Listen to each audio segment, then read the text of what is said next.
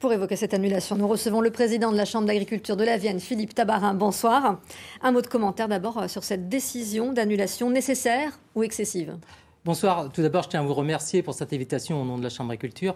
Donc oui, le Salon de l'agriculture, c'est une très belle vitrine pour présenter le savoir-faire agricole que nous avons aujourd'hui sur notre territoire. C'est plus de 600 000 visiteurs. C'est un moment professionnel, c'est un moment où on a un échange avec son consommateur et un moment où on a un échange avec aussi les élus. Et c'est la première fois que ce salon, dans son histoire, sera annulé. Vous imaginez bien que c'est à regret que ce salon est annulé, mais c'est une décision des plus sages vis-à-vis de la situation sanitaire aujourd'hui qui s'avère très critique. Alors vous l'avez dit, monter au salon, c'est une vitrine, c'est un coût important pour les agriculteurs. Quel est-il et combien ça rapporte? Nous n'allons peut-être pas parler de coûts, nous allons peut-être parler de manque à gagner économique au niveau du territoire. Il est évident que lorsque l'on se rend, comme vous l'avez expliqué dans le reportage, lorsque les agriculteurs vont présenter des produits, on pourrait évoquer par exemple la production du vin.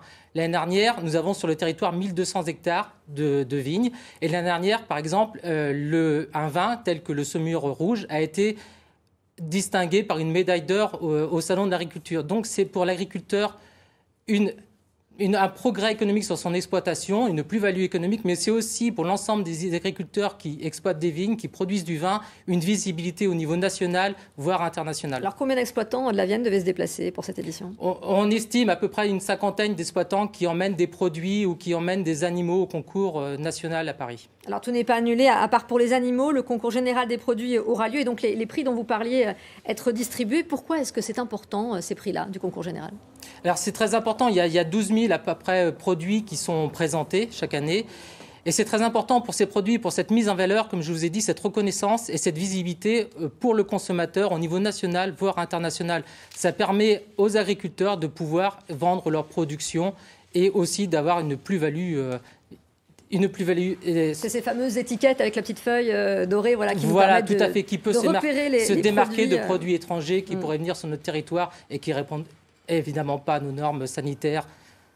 Alors plus globalement, comment cette pandémie impacte vos professions? Il y a des points positifs avec le développement plus grand des ventes à la ferme ou des ventes en ligne, comme c'était évoqué à la fin du reportage? Oui, tout à fait. Nous avons vu des points positifs sur la vente directe, mais nous avons vu aussi des points négatifs. Les points positifs, c'est tel que les agriculteurs qui pouvaient emmener leurs produits sur les marchés, nous avons bien sûr dans un premier temps une fermeture des marchés, mais une réouverture. Ces agriculteurs ont pu voir un maintien de leur vente de leurs produits et voir notamment une augmentation de leur vente.